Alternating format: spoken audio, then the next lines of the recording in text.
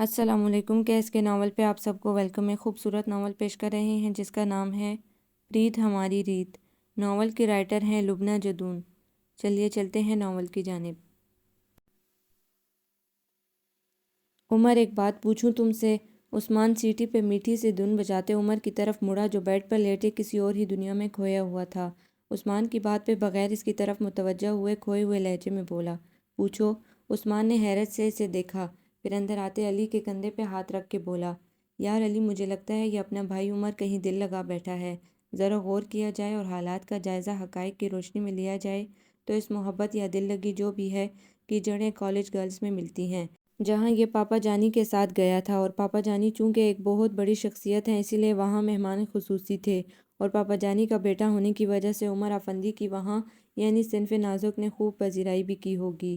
M آئی right mister عمر افندی؟ آخر میں وہ عمر کی طرف مڑا تو وہ چونک پڑا۔ کیا مطلب؟ مطلب یہ کہ یا تو تم خود ہی وہاں دل دے آئے ہو، جو ممکن تو نہیں، بہرحال کہہ لیتے ہیں، یا کوئی حسینہ خود ہی آپ کا دل پراندے سے باندھ کے لے گئی ہے۔ عثمان بھرپور سنجیدگی سے گویا ہوا۔ علی سر ہلا ہلا کے اس کا ہم خیال ہونے کا اظہار کر رہا تھا۔ عثمان کی بات پہ عمر نے بغیر کسی مزاحمت کے ہتھیار ڈال دیے۔ بات تو کچھ ایسی ہی ہے یار۔ وٹ؟ دونوں ایک ساتھ چلائے۔ وہ بھلا کیسے یقین کر لیتے کہ عمر افندی جیسا پتھر دل انسان بھی یوں اچانک کسی کی محبت میں گرفتار ہو سکتا ہے؟ یار عثمان، ذرا مجھے چٹکی کاٹنا تاکہ مجھے یقین ہو جائے کہ میں جاگ رہا ہوں اور یہ خواب نہیں ہے، علی نے کہا تو عثمان نے بے دردی سے اس کے بازو پہ چٹکی کاٹ ڈالی۔ علی تو درد سے بلبلا ہی اٹھا اور عثمان کو ایک مکہ رسید کیا۔ کمبخت، گوشت نکال لیا۔ غلطی ہو گئی، اب کے بار ہڈی نکالوں گا، عثمان کاندھا سہلاتے ہوئے بولا۔ بکو مت ویسے مسٹر عمر، علی بات کرتے کرتے عمر کی طرف مڑا، پاپا جانی کو آپ کی شرافت پہ بہت ناز تھا۔ اب مجھے اجازت دیں کہ میں انہیں آپ کے اس کارنامے کے متعلق بتا کے آپ کی نام نہاد شرافت کا بانڈا پھوڑ سکوں۔ علی کے بچے، خبردار جو تم نے پاپا جانی کو کچھ بتایا تو۔ عمر اسے بیڈ پہ دھکا دے کے دھمکی دینے والے انداز میں بولا، کیوں نہ بتائیں، آخر انہیں بھی تو اپنے معصوم بیٹے کی حرکات کا پتہ چلے۔ ہم تو خواہ مخواہ بدنام ہیں۔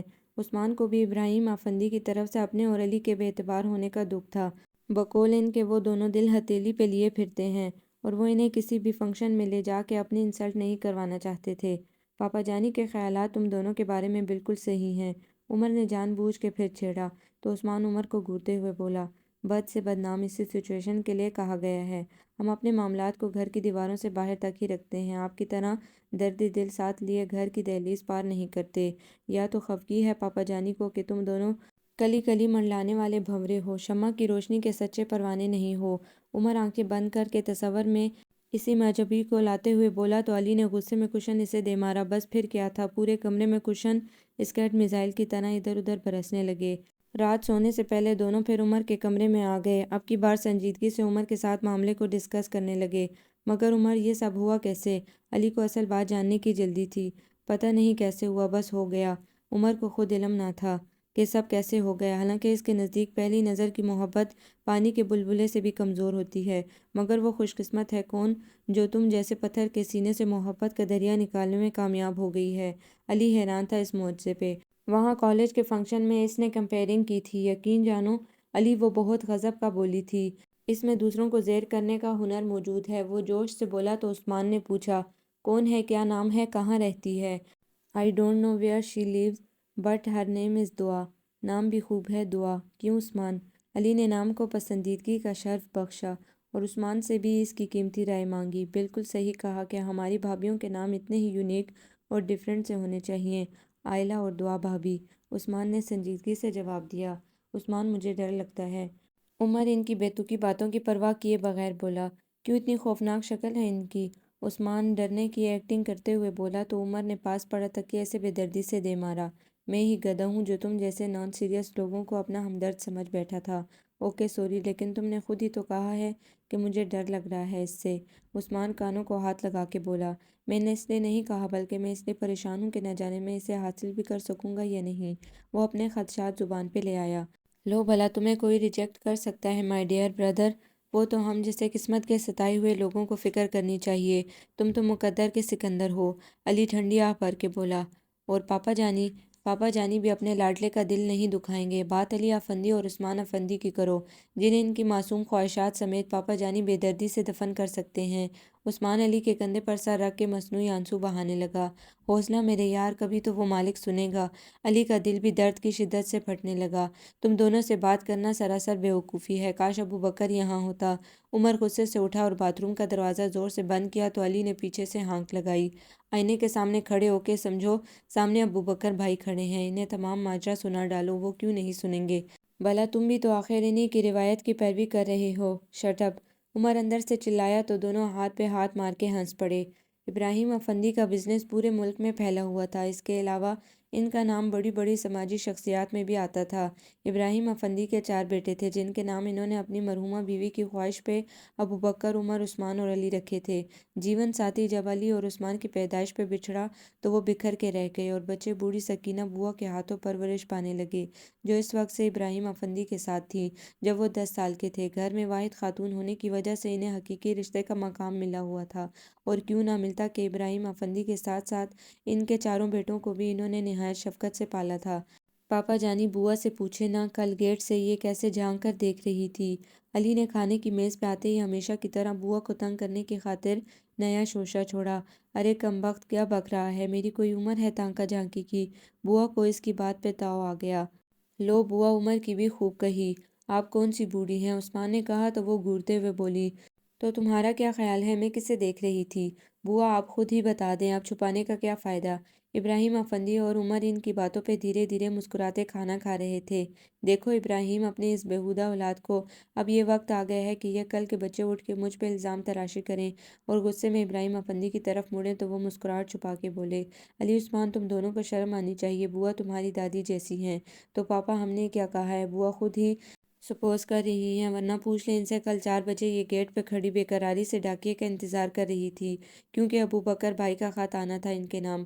علی نے منہ بنا کے کہا تو بوا سمیت سب ہنس پڑے۔ اللہ ہی تم دونوں کے شر سے بچائے۔ بوا کانوں کو ہاتھ لگاتی کچن میں چلی گئی۔ کتنا غضب کا بولی ہو تم دعا! ریحانہ اس کے ساتھ میں چمکتی ٹرافی اور وننگ سرٹیفکیٹ دیکھ کے بولی، thank you, lot of congratulation for you. Rehana ہی تو وہ واحد اس کی کلاس فیلو تھی جو اس کی خوشی کو شیئر کرتی تھی، وگرنہ تو باقی فیمیل کلاس فیلوز تو کھل کے اس کے خلاف بولتی تھیں، کیوں نہ بولتی کہ کوئی بھی میدان ہو وہ سب سے نمایاں ہوتی تھی۔ ریحانہ یہ سب تمہاری وجہ سے ہی ہوا ہے کہ تمہارا ساتھ ہی مجھے حوصلہ دیتا ہے۔ دعا اس کے گلے لگ کے بولی، نہیں بلکہ سب تمہاری صلاحیتوں کی بدولت ہو رہا ہے۔ خیر چلو کینٹین چلتے ہیں، دعا نے کہا اور دونوں کینٹین آ گئی، مگر وہاں کافی رش تھا۔ چیزیں لے کے دونوں لان میں آ بیٹھی۔ دعا کو کا سپ لیتے ہوئے ریحانہ رکی۔ وہ جو چیف گیسٹ ابراہیم افندی کے ساتھ اسمارٹ سا لڑکا تھا، ہاں ہاں، وہ کمبخت تو نظریں ہی نہیں ہٹا رہا تھا مجھ پر سے، شکر ہے میں نروس نہیں ہوئی۔ دعا اس کی بات کاٹ کر جلدی سے بولی، یہی بات میں نے بھی نوٹ کی تھی، جب بھی میں اسے دیکھتی وہ تمہیں ہی دیکھ رہا ہوتا تھا۔ ریحانہ نے تائید کی، اور پتہ ہے میں نے تو تب نوٹ کیا جب سامعہ کی بات میرے کان میں پڑی کہ کتنا اسمارٹ ہے، مگر یہ بھی اسی کمبخت کو دیکھ رہا ہے جیسے حال میں سوائے دعا کے کوئی ہے ہی نہیں۔ اچھا جی جناب، بہرحال تھا بہت اسمارٹ، شاید ابراہیم افندی کا کوئی قریبی رشتہ دار تھا، کیونکہ ان سے بہت مل رہا تھا۔ ریحانہ نے اندازہ لگایا تھا۔ پاس سے گزرتا کلاس فیلوز گروپ طنزاً ہنس کے بولا، رشتہ دار نہیں تھا بلکہ بیٹا تھا عمر افندی۔ بڑی معلومات ہیں آپ کی، ریحانہ تیکھے انداز میں بولی تو سامعہ نے گردن اکڑا کر جواب دیا، اس لیے کہ وہ ہماری کلاس کا ہے، ہائی کلاس کی معلومات ہمارے پاس نہیں ہوں گی تو کیا لوور کلاس کی لڑکیوں کے پاس ہوں گی؟ وہ دعا کو دیکھ کے ہنس کے بولی تو دعا کو تو آگ ہی لگ گئی۔ مگر ہائی کلاس کے لوگ ہائی کلاس کی کوڈیٹ لڑکیوں کے بجائے معصوم اور سادی لڑکیوں کے دیوانے ہوتے ہیں، ریحانہ نے جواب دیا، کیونکہ دعا تو ان کے منہ لگنا نہیں چاہتی تھی۔ اچھا اتنی خوش فہمیاں، لیکن miss Rehana, keep it in your mind کہ وہ تم جیسوں کی طرف اس وقت مڑتے ہیں جب ہم انہیں نو لفٹ کہہ دیتے ہیں، اور تم لوگوں کی کلاس تو خیر ہر لمحے پکے پھل کی طرح گود میں گرنے کو تیار رہتی ہے۔ Shut up Samia! اب کے دعا کی برداشت جواب دے گی، سچائی کو فیس کرنا سیکھو۔ مس دعا کیوں اتنا چلا رہی ہو؟ میں نے کون سا تمہاری دم پہ پاؤں رکھ دیا ہے؟ وہ مکاری سے مسکرائی، تم لوگوں کی کلاس اور اس کی گھٹیا ذہنیت کو میں پاؤں کی جوتی سے زیادہ اہمیت نہیں دیتی، دعا نے حقارت سے کہا تو وہ جاتے جاتے بولی، ہاتھ نہ آئے تو کڑوی، چھوڑو یار یہ جلتی ہے تم سے۔ ریحانہ نے اسے کول ڈاؤن کرنا چاہا۔ ریحانہ اور دعا دونوں کا تعلق متوسط طبقے سے تھا۔ ریحانہ کے والد سعودی عرب میں تھے، جبکہ دعا کے ابو متین الرحمن بینک میں ملازم تھے، اور دعا ان کی اکلوتی اولاد تھی۔ ابو، آپ اور امی کی دعاؤں کی وجہ سے آج پھر مجھے فرسٹ پرائز ملا ہے۔ دعا باپ کی شفیق سینے سے لگ کے بولی تو انہوں نے اس کے بال چوم لیے۔ خدا تمہیں ہر مقام پہ اول رکھے، آپ کی دعائیں ہی تو مجھے نوازتی ہیں ابو، وہ پیار سے بولی۔ بیٹا اب کیا پروگرام ہے؟ ایگزام سے تو تم فارغ ہو چکی ہو۔ انہوں نے اس کا پروگرام پوچھا تو وہ باقی خاندان والوں کی طرح اولاد کی مرضی کے خلاف نہیں کرتے تھے۔ ابو جرنلزم میں ماسٹرز کرنے کے بعد یقیناً کوئی اخبار ہی جوائن کروں گی۔ ریحانہ کے ماموں نے اپنے اخبار سے آفر دی تو ہے، وہ چیف ایڈیٹر ہیں نا روزنامہ پاسبان کے۔ دعا نے انہیں تفصیل سے بتایا تو وہ تمام بات اطمینان سے سن کے بولے، بیٹا پھر بھی تسلی کر لینا پہلے۔ یو ڈونٹ وری ابو، ریحانہ قابل اعتبار ہیں۔ میں جو کچھ بھی آج ہوں صرف اسی کے دیے ہوئے ہمت و حوصلے کی بدولت ہوں، وہ مجھے کبھی بھی غلط مشورہ نہیں دیتی۔ دعا نے انہیں مطمئن کیا۔ ٹھیک ہے بیٹی، اچھا اب اٹھو، تمہاری ماں نے آج کریلے گوشت بنایا ہے۔ وہ ہنس کے بولے تو وہ ان کے ساتھ دسترخوان پہ آ گئی۔ صرف 10 دنوں بعد ہی اس نے اخبار کا دفتر جوائن کر لیا اور بھرپور انداز میں اپنے کام میں مگن ہو گئی کہ یہی اس کی فطرت تھی، ہر کام میں بھرپور طریقے سے انوالو ہو جاتی تھی۔ آئی کانٹ بلیو اٹ، ابراہیم افندی عثمان اور علی کی زبانی عمر کی بات سن کے بولے، ہمارا تو جھوٹ بھی آپ کو سچ لگتا تھا اور عمر کی سچ بات کو بھی نہیں تسلیم کر رہے آپ۔ علی منہ بنا کے بولا، نہیں خیر، جذبات تو کسی وقت بھی حملہ کر سکتے ہیں۔ اچھا کیا نام ہے اس لڑکی کا؟ وہ کچھ الجھے، دعا، علی نے جھٹ بتایا، وہ لڑکی تو بڑی ذہین، مگر صاحبزادے نے اس کے بدولت مندوں کے بارے میں خیالات نہیں سنے کیا؟ پاپا وہ خیالات بقول عمر کے اس کے ان دولت مندوں کے بارے میں تھے جن کا دین ایمان سب دولت ہو، جس کی وجہ سے وہ اپنی روایات اور اخلاقی قدروں سے دور ہو جاتے ہیں، اور خدا نہ کرے ہم ان امیر لوگوں میں سے ہوں۔ عثمان کی بات پہ ابراہیم افندی نے حیرت سے اپنے اس لاپرواہ بیٹے کو دیکھا اور سینے سے لگا کے بولے، ہاں بیٹا خدا نہ کرے۔ پاپا پھر اسے کب عمر کے لیے پروپوز کریں گے؟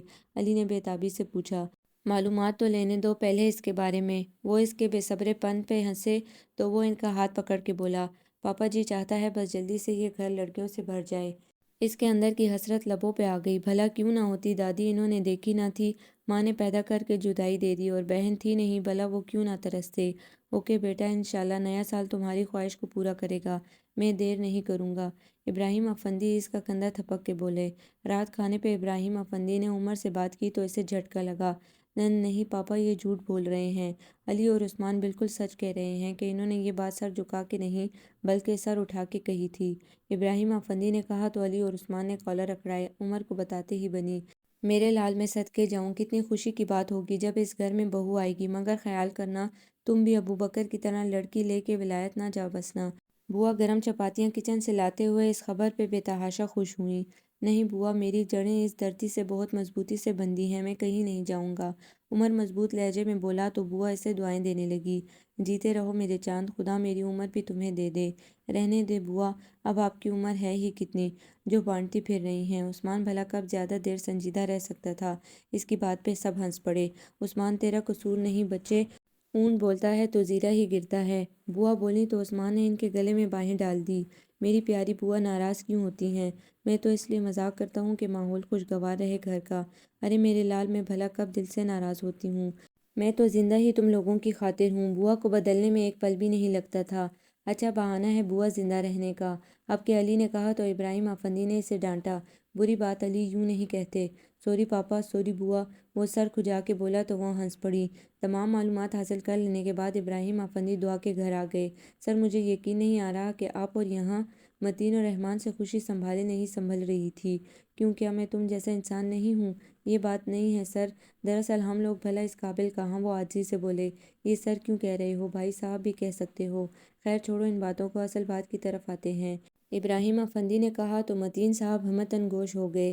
متین صاحب، یہ ریت ہے زمانے کی کہ جس بیٹی کو آپ پیدا کرتے ہیں، پڑھا لکھا کر جوان کرتے ہیں، اسے ایک نہ ایک دن رخصت کرنا پڑتا ہے، کہ رسول خدا بھی اپنی بیٹیوں کو اپنے پاس نہیں رکھ سکے تھے، ہمیں بھی رسول صلی اللہ علیہ وآلہ وسلم کی سنت پہ عمل کرنا پڑتا ہے، اور آج اسی مقصد کے لیے میں آپ کے گھر پہ سوالی بن کے آیا ہوں کہ اپنی بیٹی دعا کو میری بیٹی بنا دیں۔ ابراہیم افندی کی اس بات پہ حیرت سے متین اور رحمان نے انہیں دیکھا۔ میری خوش قسمتی ہوگی کہ اگر آپ یہ پروپوزل قبول کر لیں گے تو، ابراہیم افندی نے کچھ دیر خاموشی پر کہا، لیکن کہاں آپ کہاں ہم؟ متین اور رحمان کو یقین نہیں آ رہا تھا۔ آپ بھی انسان ہیں اور میں بھی، ہم صرف انسان ہیں، ایک کلمہ پڑھتے ہیں، ایک نبی صلی اللہ علیہ وآلہ وسلم کو مانتے ہیں، پھر کیا فرق ہے؟ ابراہیم افندی ان کی بات سمجھ تو چکے تھے مگر پھر بھی امیری غریبی کو درمیان میں نہ لائے۔ فرق تو ہے سیٹھ صاحب، یہ آپ کی عظمت ہے کہ آپ اسے محسوس نہیں کر رہے۔ متین اور رحمان نے حقیقت پسندی کا مظاہرہ کیا۔ یہ فرق رب کی طرف سے ہے، اور پھر میرے خیال میں انسان نہ تو دولت کی وجہ سے بڑا ہوتا ہے اور نہ چھوٹا۔ آپ بھی اسے محسوس نہ کریں۔ ٹھیک ہے، میں گھر میں مشورہ کر لوں، پھر کوئی جواب دے سکوں گا۔ متین الرحمن نے روایتی حامی بھری۔ جی یہ تو ہے، آپ بھابھی سے بات کریں اور دعا سے اس کی پسند پوچھیں، کیونکہ اس کا حق ہے یہ۔ ٹھیک ہے ابراہیم بھائی۔ اب کہ متین الرحمن صاحب ذرا بے تکلفی سے بولے تو وہ بے تحاشا خوش ہو گئے۔ دعا بیٹی، ہمیں تم سے ایک بات کرنی تھی۔ متین الرحمن نے دعا کو کمرے میں بلایا تو وہ ماں کے پاس بیٹھ گئی۔ جی ابو۔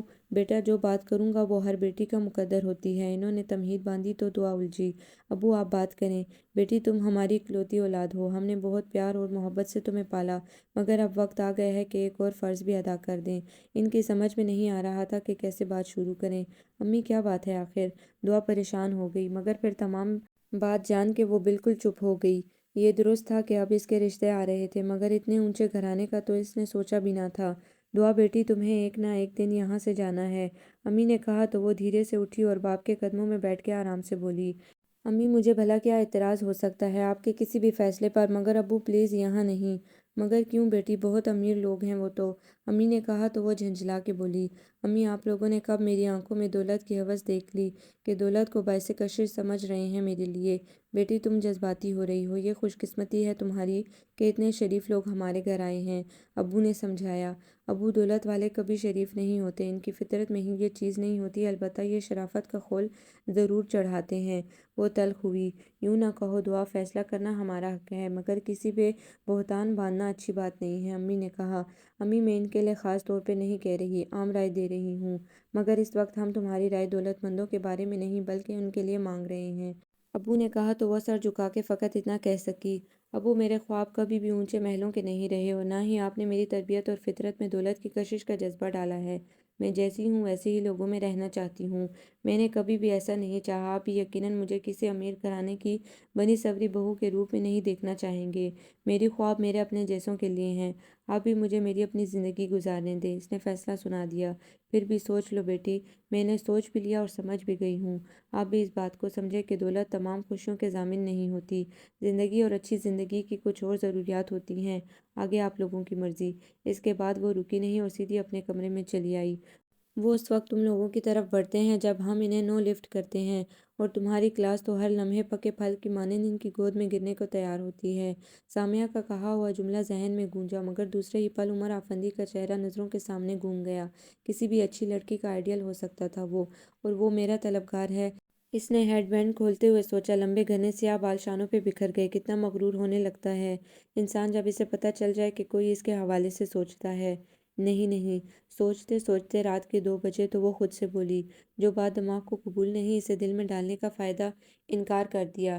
ابراہیم افندی کی بات پہ عثمان اور علی افندی کو حیرت کا جھٹکا لگا تو وہ تو شکر تھا ابھی عمر آفس سے نہیں لوٹا تھا۔ کیوں پاپا؟ علی نے مایوسی سے پوچھا۔ کیا کمی ہے عمر میں؟ بیٹا میں کیا کہہ سکتا ہوں، انہوں نے کوئی ریزن تو بتایا نہیں سوائے اس کے کہ دعا کو یہ پروپوزل قبول نہیں۔ وہ صوفے پہ بیٹھتے ہوئے بولے۔ دعا کو؟ لڑکیاں تو ایسے رشتوں کے خواب دیکھتی ہیں پاپا، عثمان نے کہا۔ بیٹا اس نے جو تقریر کی تھی وہ لفاظی یا صرف تقریر نہیں تھی، اس کے اپنے خیالات تھے، شاید یہی وجہ ہو پاپا جانی عمر تو بہت انوالو ہو گیا ہے، علی نے جھجکتے ہوئے بتایا تو انہوں نے ایک دم سر اٹھا کے انہیں دیکھا۔ کیا واقعی؟ جی پاپا۔ تو پھر کیا کیا جائے؟ وہ بھی پریشان ہو گئے کہ ان کی تو زندگی کی یہی خواہش تھی کہ ان کے بچوں کو ہلکا سا کانٹا بھی نہ چبھنے پائے۔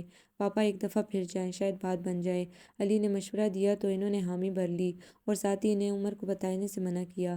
پاپا یہ بھی تو ہو سکتا ہے کہ اس کا انٹرسٹ، میرا مطلب ہے دعا کا انٹرسٹ کہیں اور ہو۔ کچھ دیر بعد عثمان نے کہا تو ابراہیم افندی بولے۔ میں بھی، ہم نے اس بارے میں تو سوچا ہی نہیں، بہرحال آپ کو پتہ چل جائے گا جب آپ دوبارہ وہاں جائیں گے تو، علی نے فوراً کہا، اور دل ہی دل میں خدا نخواستہ پڑا۔ رات کے کھانے کے بعد عمر ابراہیم افندی کے ساتھ حسب معمول واک کے لیے نکلا تو پوچھنے لگا، پاپا جانی کافی دنوں سے کسی کتاب پہ ڈسکشن نہیں ہوئی، آپ نے کوئی نئی کتاب نہیں پڑھی ان دنوں؟ ہاں بیٹا، کافی دنوں سے کوئی اچھی کتاب نہیں پڑھ سکا، لیکن اس ویک اینڈ کے لیے واصف علی واصف کی قطرہ قطرہ کلزم لی ہے۔ پاپا آپ پڑھ کے مجھے دے دیجیے گا، میں پڑھ کے آپ سے ڈسکس کروں گا۔ اوکے۔ ابراہیم افندی اس کے اپنی طرح ادب سے دلچسپی پہ بہت خوش ہوتے تھے، ورنہ ابو بکر، عثمان اور علی کو تو اردو ادب سے کوئی خاص دلچسپی نہ تھی۔ ٹھیک ہے بیٹا۔ پاپا ویسے میں نے واصف علی واصف کی ایک کتاب بھی پڑھی ہے، کیا زبردست کتاب ہے، عمر نے بحث کی ابتدا کی۔ ہاں بیٹا، حقیقت سے قریب لکھنے والے زبردست ہی ہوتے ہیں۔ بابا کبھی کبھی تو یوں لگتا ہے وہ ہمیں ڈیفائن کر رہے ہیں۔ وہ کیسے؟ جیسے ایک جگہ کہتے ہیں جب آنکھ دل بن جاتی ہے تو دل آنکھ بن جاتا ہے۔ پاپا یہ بالکل صحیح بات ہے، یقین کریں آج کل تو میری آنکھ بھی دل اور دل آنکھ بن چکا ہے۔ عمر بیٹا میں بھی تمہاری آنکھوں میں تمہارے دل کو خواہشوں سمیت دھڑکتا دیکھ رہا ہوں۔ مگر بیٹے انسان کو ہر صورتحال کے لیے خود کو تیار رکھنا چاہیے، چاہے وہ زندگی کا عام صحیح معاملہ کیوں نہ ہو۔ زندگی کے بارے میں خواہشات حساب کا سوال تو نہیں ہوتے، یہ تو میں بھی جانتا ہوں پاپا، اور نہ ہی ان کا جواب آپ کے سوال کی طرح آ سکتا ہے۔ مگر بعض معاملے اپنے اختیارات میں ہوتے ہی کب ہیں؟ اس کی بات پہ ابراہیم افندی کا دل دکھی ہو گیا۔ وہ بھی مجبور تھے، ہر کام انسان اپنی مرضی کے مطابق نہیں کروا سکتا، کچھ فیصلے قدرت دوسرے کے حوالے بھی کر دیتی ہے۔ اگلے دن وہ دوبارہ متین الرحمن کے سامنے تھے۔ میں شرمندہ ہوں ابراہیم بھائی، مگر دعا راضی نہیں ہے، اور آپ جانتے ہیں کہ یہ معاملے زبردستی کے نہیں ہوتے۔ بالکل میں مانتا ہوں اور زبردستی کر بھی نہیں رہا، مگر کوئی وجہ بھی تو بتائیں۔ ابراہیم افندی وجہ جاننا چاہتے تھے۔ وجہ وہی ہے، ہمارے اور آپ کے درمیان فرق۔ متین الرحمن نے چھپانا مناسب نہ سمجھا۔ اس کے خیال میں وہ اپنے جیسے لوگوں میں زیادہ خوش رہے گی۔ اگر آپ مناسب خیال کریں تو میں دعا بیٹی سے بات کروں۔ ابراہیم افندی اسے ہر قیمت پہ منانا چاہتے تھے۔ اگر آپ سمجھتے ہیں کہ اس کا کوئی نتیجہ نکل سکتا ہے تو یو آر ویلکم۔ متین الرحمن بھی ان کی شرافت کے قائل ہو چکے تھے۔ ٹھیک ہے، میں شام کو آؤں گا۔ اور واقعی شام کو وہ اس کے سامنے تھے۔ دعا سر جھکائے بیٹھی تھی۔ متین الرحمن اندر نہ آئے۔ بیٹی تم نے کیوں انکار کیا؟ میرا مطلب ہے کوئی وجہ؟ سر میرے خیال میں رشتہ اپنے جیسوں میں ہی ہو تو مناسب رہتا ہے۔ وہ پڑھی لکھی لڑکی تھی، اپنے خیالات کا اظہار کرنا اچھی طرح جانتی تھی۔ تو کیا ہم اس قابل نہیں ہیں کہ تمہارا ہاتھ مانگ سکیں؟ ہم اس قابل نہیں ہیں سر، وہ انہی کے انداز میں بولی تو وہ سر نفی میں ہلاتے ہوئے بولے، پہلے تو تم مجھے سر نہ کہو، میں تمہارا انکل ہوں، اور دوسری بات کہ کسی کو بغیر پرکھے ریجیکٹ کرنا بھی اچھی بات نہیں ہے۔ انہوں نے سمجھایا، انکل میں بھی بہت اچھی طرح جانتی ہوں کہ آج جو آپ اتنی محبت دکھا رہے ہیں کل یہی آپ کی زبان سے حقارت کے روپ میں نکلے گی۔ آپ کی سوسائٹی کے اقدار ہماری کلاس سے مختلف ہیں، یہی چیزیں کل آپ کو میرا کمپلیکس لگیں گی۔ آپ کچھ عرصے بعد شاید اس تنگ گلی میں آتے ہوئے بھی گھبرائیں، اس تنگ سے گھر میں آپ کا دم گھٹے گا، میرے خاندان کو اپنے رشتہ داروں سے ملاتے ہوئے آپ کو شرمندگی ہوگی، اور شاید میرے سر پہ دوپٹہ آپ کو میرا گوار پن لگے۔ میں بچوں کو مذہب کی طرف راغب کروں گی تو آپ مجھے طنزاً مولانی کہیں گے، اور پھر شاید آپ کو بچوں کا ابو کو نانا جان کہہ کے پکارنا بھی ناگوار گزرے۔ نہیں، میں اپنی زندگی اپنے ہی ہاتھوں قابل رحم نہیں بنا سکتی۔ آج اپنی خواہش ہے آپ کی تو آپ کو یہ فرق نہیں لگ رہا، مگر کل یہی فرق زندگی اجیرن کر دے گا۔ وہ پھٹ ہی تو پڑی۔ وہ خاموشی سے سنتے رہے۔ اسے کھل کے بولنے دیا، بیٹی شادی تو تم جہاں بھی کرو گی جوا ہی ہوگا، ہار جیت کے چانسز ہر جگہ 50-50 ہی ہوں گے، لیکن تم سے ایک درخواست ہے، ہمیں دولت کے ترازو میں نہیں بلکہ انسانیت محبت کے ترازو سے تولو۔ اور ایک بات اور، دولت جب حلال طریقے سے کمائی جائے تو انسان کو انسان رہنے میں کوئی تکلیف نہیں ہوتی۔ دولت ان لوگوں کے خون کا رنگ بدلتی ہے جو جائز ناجائز طریقوں سے اسے حاصل کریں۔ میں اور میرے بیٹے صرف محبت کرنا جانتے ہیں، اور محبت بھرے دل توڑنا گناہ ہوتا ہے۔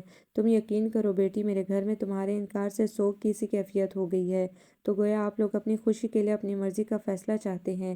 نہیں یہ بات نہیں، مگر بغیر کسی وجہ کے اپنی خوشیاں لٹتے بھی نہیں دیکھ سکتے۔ میری بھی ہر والد کی طرح خواہش ہے کہ میرے بیٹے کی خواہش حسرت نہ بنے۔ خدا گواہ ہے کہ میں غلط فیصلہ تمہارے لیے بھی نہیں کر رہا، اس لیے کہ میری اگر کوئی بیٹی نہیں ہے تو اس کا مطلب یہ بھی نہیں کہ مجھے بیٹیوں کی عزت اور زندگی کی پرواہ نہیں ہے۔ تمہارے بارے میں بھی اتنا ہی مخلص ہوں جتنا اپنی سگی بیٹی کے متعلق ہوتا۔ انہوں نے یقین دلانا چاہا، مگر وہ چاہتے ہوئے بھی تسلیم نہیں کر سکتی تھی۔ وہ مایوسی سے وہاں سے چلے گئے۔ بیٹا، ہم عمر کسی کی فطرت نہیں بدل سکتے، اور اس کی فطرت ہم دولت مندوں سے نفرت شامل ہے۔ ابراہیم افندی نے تمام معاملات اسے بتا کے سمجھایا۔ عمر چپ چاپ سنتا رہا اور پھر اپنے کمرے میں چلا آیا۔ میں نے تو کبھی بند آنکھوں سے خواب نہیں دیکھے تھے دعا کہ ان کی تعبیر مجھے رلا دے۔ کبھی وہ دعا نہیں مانگی تھی جو بد دعا بن کے لوٹ آئے۔ تم سوکھی ریت تو نہیں تھی جو میری مٹھی سے پھسل جاتی، تم تو میری کھلی آنکھوں کا روشن خواب تھی، میری سانسوں سے نکلنے والی اور میرے لبوں سے مانگی جانے والی پہلی دعا تھی۔ سیمنٹ ملی وہ ریت تھی جس سے مجھے اپنے دل کی عمارت چننی تھی۔ میں نے اپنے اور تمہارے درمیان صرف نظر کا فاصلہ سمجھا تھا، مگر دل کے مقدر میں ہی چوٹ کھانا لکھا ہے۔ پھر یہ کمبخت میرا دل کیسے بچتا؟ ساری رات وہ تڑپتا رہا۔ ابراہیم افندی نے عثمان اور علی کو بھی ابھی سے اس معاملے کو ڈسکس کرنے سے منع کیا تھا۔ وہ چاہتے تھے وہ اپنے اندر کا غصہ تنہائی میں نکال لے۔ تنہائی سے گھبرا کر اس نے ڈیک آن کر دیا۔ محمد علی شیخی کا خوبصورت گیت گونجا تو اسے یوں لگا گویا اس کے لیے ہو۔ ہم رات بہت روئے بہت آؤ فغاں کی، دل درد سے بوجھل ہو تو پھر نیند کہاں کی۔ اس گھر کی کھلی چھت پہ چمکتے ہوئے تاروں کہتے ہو وہاں جا کے کوئی بات یہاں کی، ہم رات بہت روئے بہت آہ و فغاں کی، دل درد سے بوجھل ہو تو پھر نیند کہاں کی۔ شاعری جب دل کو چھیدنے لگی تو عمر نے ڈیک آف کر دیا اور سر ہاتھوں میں پکڑے کسی کرسی پہ ڈھہ گیا۔ اگلے دن لنچ تک وہ خود کو کافی حد تک سنبھال چکا تھا۔ ابراہیم افندی تو آفس گئے ہوئے تھے جبکہ علی اور عثمان گھر پہ ہی رک گئے تھے۔ بوا اس کے لیے سوپ بنا لائی۔ یہ کیوں بوا؟ وہ زبردستی ہنسا۔ بیٹا کاش بوا کے بس میں ہوتا تو تمہاری خوشی کے لیے سب کچھ کر گزرتی۔ بوا اس کے بالوں میں انگلیاں پھیر کے رو دیں۔ بوا، عمر ان کے رونے پہ تڑپ ہی تو اٹھا۔ کیا کر رہی ہیں آپ؟ کچھ کر ہی تو نہیں سکتی، وہ دکھ سے بولی تو عمر نے فوراً خود کو سنبھالنے کا فیصلہ کر لیا۔ ارے بوا، آپ کے بیٹے کو لڑکیوں کی کمی ہے کیا؟ وہ نہ صحیح کوئی اور صحیح۔ بوا نے بے یقینی سے اسے دیکھا۔ ہاں بوا، دکھ تو ہوتا ہے مگر زندگی ختم تو نہیں ہو جاتی۔ ہاں میرے لال، بھلا زندگی کب ختم ہوتی ہے؟ یہ تو چلتی رہتی ہے۔ وہ اس کا ماتھا چوم کے بولی۔ اسی وقت ابو بکر کا امریکہ سے فون آ گیا۔ ہیلو، کیسے ہو ابو بکر؟ بالکل ٹھیک، تم لوگ اپنی سناؤ۔ پاپا کیسے ہیں؟ پاپا بالکل ٹھیک ہے۔ ان کا بلڈ پریشر تو نارمل ہے نا؟ ابو بکر کو ہمیشہ وہاں باپ کی صحت کی فکر رہتی تھی جو ہائی بلڈ پریشر کے مریض تھے۔ بالکل نارمل ہے۔ تم سناؤ، بھابھی اور حاجن کا کیا حال ہے؟ ٹھیک ہے، بازار گئی ہوئی ہیں۔ بھابھی کو سلام کہنا اور حاجن کو ڈھیروں پیار۔ اچھا عمر، یہ بتاؤ کہ پاپا کا امریکہ چکر لگانے کا پروگرام ہے یا نہیں؟ ابو بکر نے پوچھا۔ کیوں؟ دراصل ہم لوگوں کا پروگرام ہے کہ اس بار رمضان پاکستان میں ہی گزاریں۔ نیا سال بھی ہے، عید بھی ہوگی، آئلہ بھی چاہ رہی ہے۔ ابو بکر نے پروگرام بتایا تو عمر بے تحاشا خوش ہوا۔ Really it's so nice. پھر کب آ رہے ہو؟ کنفرم کر کے ٹکٹ فون کر دوں گا۔ ٹھیک ہے، جلدی آ جاؤ۔ تم سے اور بھابھی سے زیادہ حاجن سے ملاقات کو جی مچل رہا ہے۔ اور علی عثمان کا سناؤ؟ وہ بھی ٹھیک ہیں۔ بات کرو کہ گھر پہ ہی ہیں؟ عمر نے علی کو دیکھ کے پوچھا۔ ہاں ہاں، دو نا۔ علی، ابو بکر کا فون ہے۔ عمر نے ریسیور اسے تھما کے کہا اور خود لان میں آ گیا چہل قدمی کے لیے۔ سوچیں الجھے ہوئے ریشم کی طرح تھی، کسی طرح سلجھنے کا نام ہی نہ لے رہی تھی۔ سب تقدیر کا لکھا سمجھ کے قبول کرتا بھی تو پھر ایک دم غصے میں خود سے لڑنے لگتا۔ کتنے خوش قسمت ہوتے ہیں وہ لوگ جو دل کی مرادیں بن مانگے پا لیتے ہیں۔ خدایا، وہ لوگ بھی تو ہوتے ہیں جو تجھے بھی پا لیا کرتے ہیں۔ ایک میں ہوں جو اپنے جیسے ایک انسان کو نہیں حاصل کر سکتا۔ وہی پہنچ سے دور کیوں ہو جاتا ہے جو خواہش بن جائے؟ خواہشیں حسرت ہی کیوں بن جاتی ہیں؟ کیا اب مجھے اپنی حسرتوں کا مزار بنا لینا چاہیے؟ میں جو بن مانگے پانے کا عادی تھا، جب مانگا تو جھولی خالی ہی رہی۔ کیا مجھے اس سے ملنا چاہیے؟ لیکن میں نہیں ملوں گا۔ محبت میں مانگنا محبت کی رسوائی ہے۔ محبت تو بن مانگے دینے والا جذبہ ہے۔ اس کے حوصلے بنتے اور ٹوٹتے رہے۔ مس دعا، آپ کو مشہور سماجی شخصیت ابراہیم افندی کا انٹرویو کرنا ہے، سنڈے میگزین کے لیے اگلے ہفتے لگنا ہے۔ ایڈیٹر صاحب نے بتایا تو اس کی روح فنا ہو گئی۔ مگر سر، وہ الجھی۔ بھئی وہ زیادہ فارمیلٹیز میں نہیں پڑتے، فون کر کے کہنا میں 1 گھنٹے تک آؤں گی، وہ تیار ملیں گے تمہیں۔ ایڈیٹر صاحب نے اس کی پریشانی کو دیکھتے ہوئے تسلی دی۔ Okay sir. وہ ہمت کر کے بولی۔ یہ تو اس کے پروفیشن کی ڈیمانڈ ہے اور اسے یہ کام کرنا تھا۔ ساری رات عجیب سی بے قلی رہی۔ آخر وہ اس شخص کے گھر جا رہی جو راتیں اس کے لیے جاگتا ہے، اس کے خواب جاگتے میں بھی دیکھتا ہے، اور یہ بات حقیقت تھی کہ وہ بھی نہ چاہتے ہوئے بھی اسے سوچتی تھی۔ وہ اتنا ہی طاقتور تھا کہ اجازت طلب کرتا بھی نہیں تھا۔ اگلے دن اس نے آفس میں فون کر کے بات کی تو ابراہیم افندی نے اسے شام 5 بجے کا وقت دے دیا، اس بات سے بے خبر کہ ان سے اپائنٹمنٹ لینے والی لڑکی کون ہے۔ شام کو وہ دھڑکتے دل کے ساتھ ان کے گیٹ پہ آئی تو بہت بڑا اور خوبصورت محل نما گھر اس کے سامنے تھا۔ عمارت کی ایک ایک اینٹ عمارت کے مکینوں کی اعلیٰ ذوق کا مظہر تھی۔ ملازم اسے اور اس کے ساتھ آئے فوٹوگرافرز کو اندر ڈرائنگ روم میں لے آیا۔ بیٹھیں آپ، ملازم نے کہا اور باہر نکل گیا۔ وہ نروس ہو رہی تھی۔ بات صرف اگر ابراہیم افندی سے انٹرویو کی ہوتی تو شاید وہ بہت اعتماد سے وہاں بیٹھی ہوتی، مگر یہ سوچ کے ہی دل سوکھے پتے کی مانند کانپ رہا تھا کہ اس نے اس کے گھر کے پروپوزل کو ریجیکٹ کر دیا ہے۔ بوا جی، بوا کہاں ہیں آپ؟ ٹی وی لاؤنج سے آوازیں آنے لگیں۔ کیا ہے لڑکے، کیوں ہولائے دے رہے ہو؟ لیں بوا، میں نے کب آپ کو ہلایا ہے؟ شوق سی آواز گونجی۔ تم نے عثمان، مجھے بہت تنگ کر رکھا ہے، اب تو جی چاہتا ہے تمہیں چھوڑ کے ہی چلی جاؤں۔ بوا کی آواز میں ناراضگی تھی۔ بوا، کوئی نئی بات تو نہیں ہوگی جو آپ چھوڑ کے چلی جائیں گی تو؟ ہمیں تو ہماری سگی ماں نے بھی پاس رکھنا گوارا نہیں کیا۔ اب کے بولنے والے کی آواز بھرا گئی تھی اور جواب میں بوا کی آواز میں بھی واضح تڑپ تھی۔ میرے چاند، کیوں دل دکھانے والی بات کرتا ہے؟ میں تو یہی دعا کرتی ہوں کہ میرا دم بھی تمہارے ہاتھوں میں نکلے۔ بوا، یہ چھپکے چھپکے سارا پیار عثمان کو کیوں دیا جا رہا ہے؟ ہمارا بھی حق ہے اب کہ ایک اور آواز آئی، چھوٹے صاحب مہمان آئے ہیں اور بڑے صاحب ابھی تک نہیں آئے۔ ملازم نے انہیں بتایا۔ کریم کون مہمان ہے؟ عمر صاحب اخبار سے انٹرویو کے لیے آئے ہیں۔ تو پاپا جانی نے ٹائم دے رکھا تھا کیا؟ جی صاحب نے مجھے فون کر کے بتایا تھا، ملازم نے جواب دیا۔ پھر تو پاپا کو پہنچنا چاہیے تھا، خیر میں اٹینڈ کرتا ہوں۔ کچھ دیر بعد پردہ ہٹا اور عمر افندی دروازے پہ ہی کھڑا رہ گیا۔ دعا گھبرا کر اٹھی۔ گیٹ عبور کرتے ہوئے اس سے توقع تو تھی کہ اس کا سامنا ہو سکتا ہے، مگر اب یوں لگ رہا تھا جان بس نکلنا ہی چاہتی ہے۔ عمر پاپا کے آنے تک ہم انٹرویو دے دیتے ہیں، عثمان اور علی تیزی سے اندر آتے ہوئے بولے تو دونوں چونکے۔ عمر افندی خود کو سنبھال کے بولا، آپ یہاں دعا بیٹھیں، پاپا 15 منٹ تک آئیں گے، تب تک عثمان اور علی آپ کو کمپنی دیں گے۔ عثمان اور علی بھی نام دعا پہ چونکے تھے ایک پل کو۔ آپ دعا ہیں؟ علی نے حیرت سے پوچھا تو دعا نے جواب دیے بغیر سر جھکا لیا، پلیز آپ بیٹھیں۔ عثمان نے موقع کی نزاکت کو بھانپتے ہوئے عقل مندی کا مظاہرہ کیا کہ اس کے ساتھ فوٹوگرافر بھی تھا۔ تھینک یو، دعا نے بیٹھتے ہوئے کہا تو فوٹوگرافر عثمان کی طرف مڑ کے بولا، اگر آپ مائنڈ نہ کریں تو میں آپ کے گھر کی کچھ فوٹوگرافس لے لوں؟ Why not, you are welcome. بھلا عثمان کیسے انکار کرتا، دل کی بات پوری ہونے پر کہ وہ چاہتا تھا کہ عمر اور وہ بات کر لیں ایک دفعہ۔ آئیں میں اور علی آپ کو گائیڈ کرتے ہیں۔ وہ اسی لیے باہر نکل گیا تو عمر کچھ توقف کے بعد بولا، دعا بغیر کسی وجہ کے کسی کو ریجیکٹ کر دینا انصاف تو نہ ہوا، عدالت بھی بغیر جرم سنے سزا نہیں سناتی۔ وہ جانتی تھی کہ وہ کس حوالے سے بات کر رہا ہے۔ آپ کا کیس لینا اس لیے چاہتی نہیں کہ ایک تو یہ کیس میرے لیے بیکار تھا اور دوسرے میرے حد اختیار و سماعت میں بھی نہ تھا۔ دل اپنے مقدمے کے لیے کسی اختیار یا سماعت کو نہیں تسلیم کرتا، یہ جہاں چاہے اپنا کیس فائل کر سکتا ہے۔ وہ سنجیدگی سے بولا، یک طرفہ جذبے آپ زبردستی کسی دوسرے پہ ڈال کے دو طرفہ نہیں کر سکتے۔ مجھے افسوس ہے، میں آپ سے معذرت کہتی ہوں کہ وہ میرا آخری فیصلہ ہے، مگر کوئی وجہ بھی تو ہو۔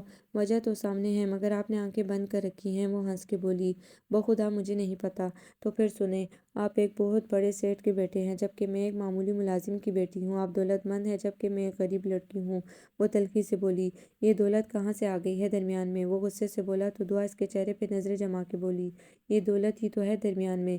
جب میں اس کی پرواہ نہیں کر رہا، میرے خاندان والے نہیں کر رہے، تو تم کیوں اس سے ریزن بنا رہی ہو؟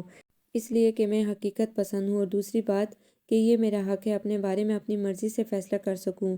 تو تم دولت والوں کو نفرت کی نگاہ سے دیکھتی ہو، اس لیے تم نے یہ فیصلہ کیا ہے؟ وہ اٹھتے ہوئے بولا، ہاں کرتی ہوں میں دولت مندوں سے نفرت، اس لیے کہ یہ اسی دولت کے مینار میں ہماری آرزوؤں کو دفن کر کے اتنے اونچے ہو جاتے ہیں کہ یہ مینار ہمیں اپنی حسرتوں اور خواہشوں کا مزار نظر آتا ہے۔ ہم آسمان کی بلندیوں کو چھوتے آپ لوگوں کو زمین پہ بیٹھ کے صرف حسرت سے دیکھ سکتے ہیں، آپ کی پوجا کر سکتے ہیں، ہمیں ہاتھ دے کے اوپر نہ بلائیں، نہ جانے کب دل بھر جائے، اور آپ پل بھر نہ لگائیں ہمیں زمین پہ گرانے میں۔ دعا تم بدگمان ہو، اور زندگی اور خوشیوں کی ضمانت تو صرف خدا تعالیٰ کی ذات ہی دے سکتی ہے، یہ انسانوں کا کام نہیں ہے۔ بہرحال میں اپنی خواہش کو تم پہ مسلط نہیں کروں گا، مگر ثابت کروں گا کہ دولت والے ہمیشہ ایک سے نہیں ہوتے۔ تم چائے پیو۔ وہ بات ختم کر کے ٹرالی اس کی طرف بڑھا کے بولا، پاپا ابوبکر بھائی کا فون آیا تھا، وہ پاکستان آ رہے ہیں۔ عثمان نے ناشتے کی ٹیبل پہ بتایا تو ابراہیم افندی خوشی سے بولے، واقعی کب آ رہا ہے ابوبکر؟ کیا عائلہ اور حاجن بھی آ رہی ہیں؟ جی پاپا، اس بار وہ رمضان، نیا سال اور عید ہمارے ساتھ ہی منائیں گے، علی نے کہا تو ان کا دل خوشی سے بھر گیا۔ صبح بخیر پاپا۔ عمر آیا تو ابراہیم افندی نے بے اختیار اس کے چہرے پہ نظریں ڈالی اور زبردستی مسکرائے، جیتے رہو بیٹو۔ اوکے پاپا، ہم چلتے ہیں۔ علی اور عثمان اجازت لے کے چلے گئے تو ابراہیم افندی اس کی طرف مڑے، تم نے کل دعا سے بات کی تھی؟ جی پاپا، اس نے سر جھکا کے اعتراف کیا۔ تو وہ جانتے تھے مگر پھر بھی پوچھا؟ تو وہی پاپا، نتیجہ صفر۔ اس کی نفرت یا محبت انسانوں سے نہیں بلکہ دولت سے ہے، سو وہ انسانوں کی قسمت کا فیصلہ ان کے پاس موجود دولت سے کر رہی ہے، اور ہماری بے تحاشا دولت اس کی نفرت کی بنیاد ہے۔ وہ ہتھیلی پہ انگوٹھا رگڑتے ہوئے بولا جیسے دولت کو ہاتھ کی میل کی طرح اتارنے کی کوشش کر رہا ہو۔ عمر، پھر کیا کر سکتے ہیں ہم بیٹا؟ پاپا، رات میں کافی سوچتا رہا ہوں، بات مناسب تو نہیں ہے مگر آپ اجازت دے دیں تو۔ وہ جان بوجھ کے رکا۔ بولو بیٹا۔ پاپا، اگر اسے بتایا ہی نہ جائے اور شادی ہو جائے پھر میں اسے منا لوں گا۔ ابراہیم افندی نے پہلی دفعہ اس کے منہ سے کوئی بے تکی بات سنی تھی۔ پاپا پلیز، یہ میری زندگی کا سوال ہے۔ وہ ان کے ہاتھ تھام کے بے بسی سے بولا تو ابراہیم افندی تڑپ اٹھے، مگر بیٹا وہ اور بدگمان ہو جائے گی۔ پاپا میں اسے منا لوں گا، آئی سویئر پاپا، میں اسے منا لوں گا اپنی محبت کی بنیاد پہ، وہ بے قراری سے کہہ رہا تھا۔ ابراہیم افندی نے حامی بھر لی، بیٹا تمہاری خاطر مجبور ہو گیا ہوں، حالانکہ دل مان نہیں رہا۔ Thank you papa, thank you so much. وہ خوش ہو گیا۔ ابراہیم افندی متین الرحمن سے دعا کی غیر موجودگی میں طے ہر طریقے سے انہیں مطمئن کیا۔ وہ تذبذب میں تھے کہ انہیں ابراہیم افندی اور ان کے بیٹوں کے بارے میں اچھے شواہد ہی ملے تھے اور بیٹی پسند تھی۔ متین الرحمن نے رات نماز استخارہ پڑھی کہ وہ کوئی بھی اندھا فیصلہ نہیں کرنا چاہتے تھے۔ خواب میں انہیں اشارہ ہوا کہ فیصلہ نیک ہے، بس انہوں نے ابراہیم افندی کا فیصلہ قبول کر لیا اور حامی بھر لی۔ ابراہیم افندی نے وقتی طور پہ عمر کے لیے ایک فلیٹ خرید لیا تھا تاکہ دعا کو وہ راضی اور ہنسی خوشی اپنے گھر لے کے آئے، بدگمانی نہ ہو۔ ابوبکر اگلے ہی ہفتے عائلہ اور حاجن کے ساتھ آ گئے اور صرف 1 ماہ کے اندر وہ دلہن بن کے عمر افندی کے فلیٹ میں آ گئی۔ دیکھا دعا میری محبت جیت ہی گئی آخر۔ عمر افندی کی آواز پہ دعا نے جھٹکے سے گھونگھٹ الٹا۔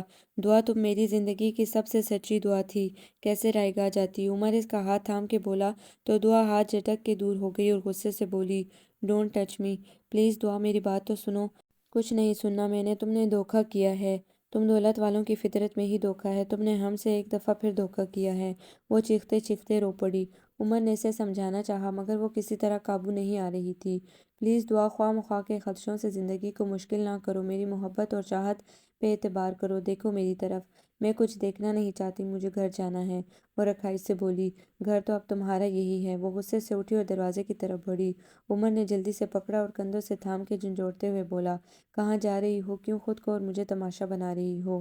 ضرور تماشا بنے گا جب تمہارا یہ فراڈ کھلے گا، چھوڑو مجھے جانے دو، مجھے اپنے ابو کے پاس جانے دو۔ وہ خود کو چھڑاتے ہوئے بولی، تمہاری عمر اب ابو کے گھر نہیں بلکہ شوہر کے گھر رہنے کی ہے ڈیئر، اور یہ تمہارے شوہر کا گھر ہے، اس لیے اب تمہیں یہیں رہنا ہے۔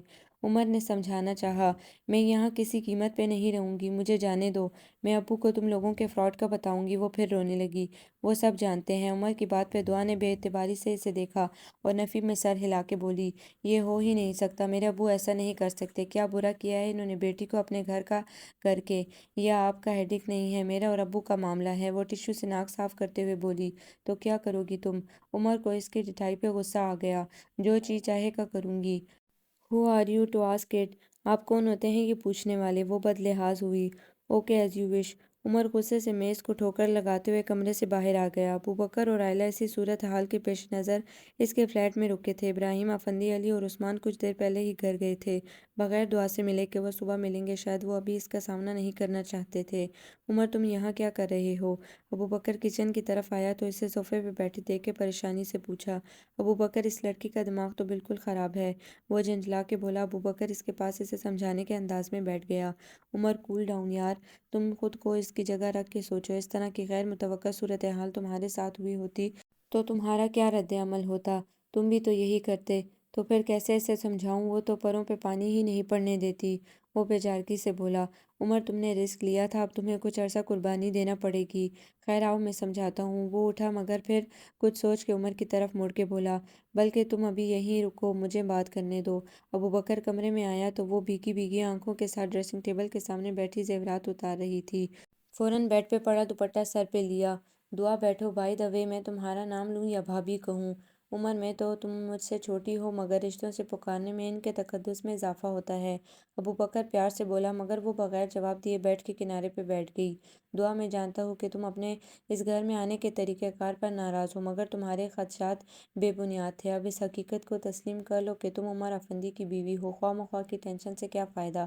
دعا کے آنسو ٹپ ٹپ گرنے لگے تو ابوبکر کو دکھ ہوا اور اس کے سر پہ ہاتھ رکھ کے بولا، مت رو دعا، عمر بہت اچھا ہے، یقین جانو ہر دولت مند آدمی برا نہیں ہوتا، ہوتا ہے برا وہی کرتا ہے جو اسے پسند ہو، دوسروں کے جذبات کی کوئی پرواہ نہیں کرتا۔ وہ روحانسی ہو گئی۔ ابوبکر کو اس کے دکھ پہ شدید افسوس محسوس ہوا۔ اس کے چہرے کو اوپر کر کے بولا، دعا ادھر دیکھو میری طرف، کیا میری صورت میں تمہیں اپنا بھائی نہیں نظر آ رہا؟ کیا تم توقع کر سکتی ہو کہ تمہارے ساتھ کوئی زیادتی ہونے دوں گا؟ میری کوئی بہن نہیں ہے مگر یقین جانو میرے پاس بے تحاشا پیار ہے، جو عمر، علی اور عثمان کی دلہنوں کے لیے ہے، جو میری بھابیاں کم اور بہنیں زیادہ ہوں گی۔ تو پھر آپ نے اپنے بھائی کو فیئر گیم کھیلنے کا مشورہ کیوں نہیں دیا؟ کیا یہ اخلاقی اور مذہبی نقطہ نظر سے کسی طور بھی مناسب تھا؟ میں تو کچھ دن پہلے امریکہ سے آیا ہوں، لیکن پھر بھی یہ کہوں گا کہ جب محبت کرنے والوں کو بے وجہ سزا سنائی جائے تو وہ ایسے اکثر ہو جایا کرتے ہیں، اور عمر تم سے بہت زیادہ محبت کرتا ہے۔ سزا بے وجہ کبھی نہیں ہوتی، اور وجہ آپ جانتے ہیں، مگر اب تو جو ہونا تھا ہو چکا، اب ضد اور پریشانی کا کیا فائدہ؟ کیوں کیوں ضد نہ کروں، شور نہ مچاؤں اپنی بے وقتی کا؟ کیا میری یہاں موجودگی اس بات کا ثبوت نہیں ہے کہ میرے خدشات بالکل صحیح تھے؟ آپ لوگ اپنی دولت کے بلبوتے پہ اپنی خواہش پوری کر لیتے ہیں، انسانوں کو دکان پہ بکنے والے کھلونے کی طرح خرید لیتے ہیں، وہ تلخی سے بولی۔ دعا تمہاری یہاں موجودگی کو میں اپنے بھائی کی بے انتہا محبتوں کا ثبوت کیوں نہ سمجھوں؟ میں ہمیشہ سے تصویر کا روشن پہلو دیکھنے کا عادی ہوں۔ محنت، وہ منہ بگاڑ کے بولی۔ بہرحال میں اتنا تو جان گیا ہوں کہ میری بہن اپنے بھائی کا مان نہیں توڑے گی۔ ابو بکر نے اپنائیت سے کہا تو وہ چپ ہو گئی۔ پلیز عمر کو بھی زیادہ پریشان نہ کرو، وہ جاتے جاتے بولا تو وہ خاموش ہی رہی۔ ولیمے سے اگلے دن ابو امی اسے لینے آئے تو اس نے جانے سے انکار کر دیا۔ عمر اس کے کورے جواب پہ شرمندہ ہو گیا۔ دعا کس بدتمیزی سے بول رہی ہو تم انکل آنٹی سے؟ آپ درمیان میں نہ بولیں، یہ میرا اور ان کا معاملہ ہے، وہ بدتمیزی سے بولی تو عمر خاموش ہو گیا۔ مجھے صرف یہ بتائیں کہ کیا یہ سچ ہے کہ آپ کو سب علم تھا؟ وہ سنجیدگی سے ان کے سامنے سراپا سوال بن گئی تو وہ انکار بھلا کیسے کرتے؟ ہاں، یہ سب ہماری مرضی سے ہوا ہے۔ متین الرحمن کی بات پہ وہ جل بھن ہی تو گئی۔ ایسی کون سی بات تھی ان میں کہ یہ آپ کو بیٹی سے زیادہ عزیز ہو گئے ابو؟ وہ عمر کی طرف اشارہ کر کے بولی۔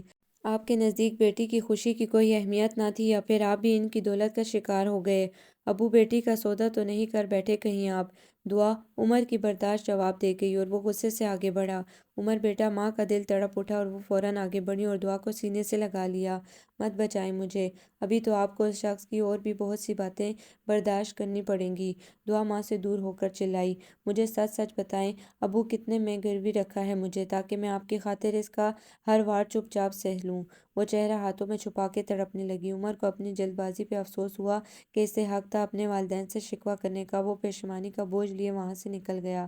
دعا بیٹی، ہم نے تمہارے اچھے مستقبل کی خاطر یہ فیصلہ کیا تھا، امی نے ڈرتے ہوئے کہا تو وہ چلائی۔ چلے جائیں آپ لوگ یہاں سے، کوئی رشتہ نہیں ہے میرا آپ سے، آپ نے مجھے شکست دے دی ہے، میں آپ کو کبھی نہیں ملوں گی، کوئی رابطہ نہیں رکھوں گی آپ سے، اور اگر اب آپ لوگ یہاں دوبارہ آئے تو خودکشی کر لوں گی۔ وہ کہہ کے کمرے میں چلی آئی۔ سوری امی ابو، مگر میں جانتی ہوں کہ آج یہ سب نہ کرتی تو کل جب یہ شخص اپنا رویہ بدلتا تو آپ اپنے فیصلے کی ندامت سے ہی مر جاتے۔ وہ پھوٹ پھوٹ کے رو دی۔ عمر نے اسے لاکھ سمجھایا مگر وہ اپنے فیصلے پہ ڈٹی رہی۔ جب میں اپنے ماں باپ کی پرواہ نہیں کر رہی تو تم کیوں دبلے ہو رہے ہو اس غم میں؟ وہ اسے جلانے کی خاطر بولی۔ یہ سب کچھ کر کے کیوں خود کو بے سکون کر رہی ہو؟ ماں باپ کا دل دکھا کے خوش رہ سکو گی تم؟ تمہیں کیسے دعویٰ ہے کہ میں یہاں خوش رہوں گی؟ کانٹوں کے بستر پہ پرسکون نیند حاصل کر لوں گی؟ تو چلو پھر اس گھر میں چلتے ہیں جس کے خواب کئی لڑکیوں نے دیکھے ہیں۔ وہ اپنے گھر کی بات کرنے لگا تو دعا نے لہجہ بھر کو اس سے دیکھا اور ٹھہر ٹھہر کے بولی، اس گھر میں تو میں مر کے بھی نہیں جاؤں گی۔ وہ دعویٰ نہ کرو جس کو پورا نہ کر سکو۔ وہ ہونٹ دانتوں تلے دبا کے ہنسا تو دعا کو تو اس کے انداز پہ آگ ہی لگ گئی۔ اب کہ مسٹر عمر آفندی دیکھ لینا۔ اوکے مسز عمر آفندی، تم بھی دیکھ لینا، وہ اس کے انداز میں بولا تو وہ گردن جھٹک کے کمرے سے نکل گئی۔ پاپا، آپ عمر سے کہیں نا کہ اب وہ بھابھی کے ساتھ یہاں آئے، وہ فلیٹ میں کب تک رہیں گے؟ علی نے ابراہیم آفندی سے کہا۔ بیٹا ابھی دعا کا موڈ خراب ہے، ذرا اسے ریلیکس ہونے دو، پھر لے آئیں گے، انہوں نے سمجھایا۔ پاپا یہ کیا بات ہوئی؟ کتنا ارمان تھا کہ گھر میں بھابھی آئے گی، وہ منہ بنا کے بولا، اور وہ آئلہ بھابھی ہیں، نہ جانے کب کراچی سے لوٹیں گی۔ لو تو کیا وہ اپنے گھر والوں سے ملنے نہ جاتی کیا؟ وہ ہنس کے اسے دیکھنے لگے۔ خدایا، کیا اس گھر میں بھابھی کا وجود نہیں آئے گا؟ اس نے افسردگی سے کہا اور پھر عثمان کو لے کے دعا سے ملنے آ گیا۔ عمر آفس سے نہیں آیا تھا اور اس کی غیر موجودگی میں دعا کا رویہ ان کے ساتھ بالکل بدلا ہوا ہوتا تھا۔